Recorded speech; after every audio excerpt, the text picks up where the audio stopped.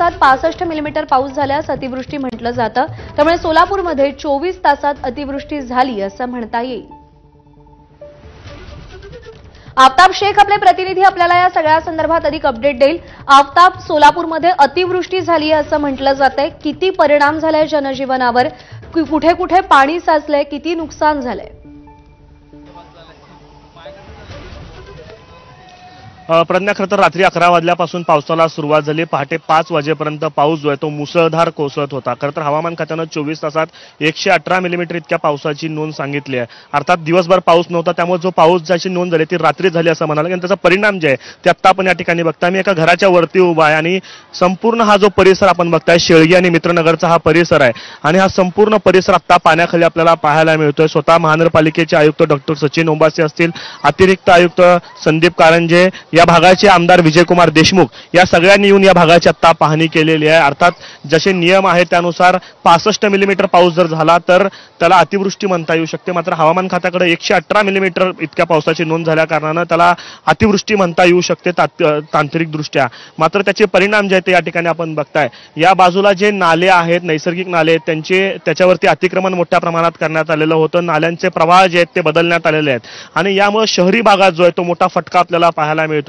याच पद्धतीनं सोलापूर शहरासह ग्रामीण भागात देखील मोठ्या प्रमाणात पावसाचा फटका बसलेला आहे। विशेषतः अक्कलकोट तालुक्यातले वेगवेगळे गाव आहे, सांगवी खुर्द, बुद्रुक, चुंगी, वाघदरी, या सगळ्या परिसरात जो आहे तो मोठ्या प्रमाणात पाऊस झालेला आहे। ओढे नाले आधीच जुलै आणि ऑगस्टच्या पावसामुळे तुडुंब भरून वाहत होते, त्यात या पावसाची भर पडल्यामुळं हे सगळं पाणी जो आहे तो ओव्हरफ्लो झालेला आहे। अनेकांची शेती जी आहे ती पाण्याखाली गेलेली आहे, त्याच पद्धतीनं नागरिकांची घरं जी आहे ती वाहून गेलेली आहे। शेळगी परिसरातल्या या रस्त्याची आपण जर अवस्था बघितली तर रस्त्यावरती अक्षरशः नदीसारखा पाण्याचा प्रवाह जो आहे तो आपल्याला पाहायला मिळतोय। गुडघ्यापेक्षा जास्त पाणी जो आहे तो या ठिकाणी आपल्याला पाहायला मिळतोय। नागरिकांचं मोठ्या प्रमाणात नुकसान झालेलं आहे। एका शाळेचे 20 वर्षांहून अधिक सांभाळलेले रेकॉर्ड जे आहेत ते देखील पाण्यात गेलेले, लोकांचे संसार जे आहेत ते पाण्याखाली गेलेले आपल्याला प्रज्ञा या ठिकाणी पाहायला मिळत आहे। निश्चित मोठा परिणाम झालाय, जनजीवनावर अतोनात नुकसान झालेलं आहे आणि प्रशासनाकडून सध्या मदत केली जाते। आफताब, अपडेट जाणून घेत राहू, तुर्तास धन्यवाद।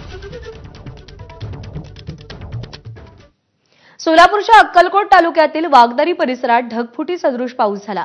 महाराष्ट्र कर्नाटक सीमेवरच्या शिरवळवाडी साठवण तलाव ओव्हरफ्लो झालाय आणि यामुळे वाघदरी परिसरातील शेती पाण्याखाली गेली आहे। महाराष्ट्रातील वाघदरी आणि कर्नाटकातील हिरोळी भागात मुसळधार पाऊस झाल्यानं शिरवळवाडी तलाव परिसरातील शेतीला मोठा फटका बसलाय।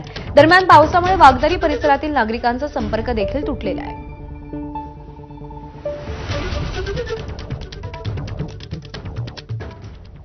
पुढची बातमी आपण पाहूयात। सोलापूरमध्ये रात्रभर झालेल्या मुसळधार पावसामुळे शहरातल्या अनेक भागात पाणी शिरलंय। सोलापुरातील 256 गाळा परिसरात पावसाचं पाणी शिरलं। ड्रेनेज चेंबर ओव्हरफ्लो झाल्याने दुर्गंधीयुक्त पाणी नागरिकांच्या घरातही आलंय, त्यामुळे अनेकांना रात्र जागून काढावी लागली आहे। सोलापूरमधील 556 गाळा परिसरात नेमकी काय परिस्थिती आहे, आढावा घेतलाय आफताब शेख यानं। सोलापूर शहरातल्या 256 गाळाच्या पाठीमागील परिसरामध्ये आहे। या ठिकाणी बघताय की जी नागरी वस्ती आहे ती पूर्णपणे पाण्यानं या ठिकाणी पाणी शिरलेलं आहे। नागरिक या भागातले आपल्या सोबत आहेत। मला सांगा, काय रात्रीची परिस्थिती आणि आता काय परिस्थिती आता घरात आहे? आमच्या घरात पाणी आलंय, आमचं सगळं नुकसान झालंय। धान्य सगळं, आमचे कपडे ते नुकसान झालंय। लई पाणी आलंय, सगळं ह्याच्यामध्ये खाण्याच्या ह्याच्यामध्ये नुकसान झालंय बघा आमचं। ते पावसामुळे पाणी आलं, एकदम 3 कोल्यात आलं। रात्री पाऊस झाला ना, त्यामुळे घरातनं बाहेर आलो 4 तास।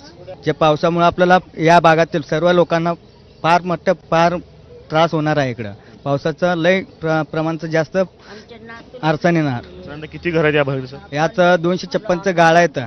पूर्ण ब्लॉकमध्ये सर्व ब्लॉकामध्ये सर्वांच्या घरात पाणी भरणार आहे चेंबर मधून।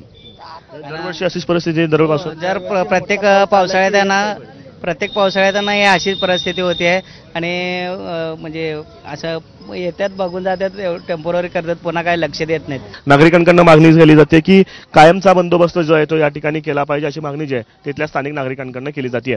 कॅमेरा पर्सन अयूब कागदीसह आफताब शेख, ABP माझा, सोलापूर। दरम्यान सोलापुरातील शेळगी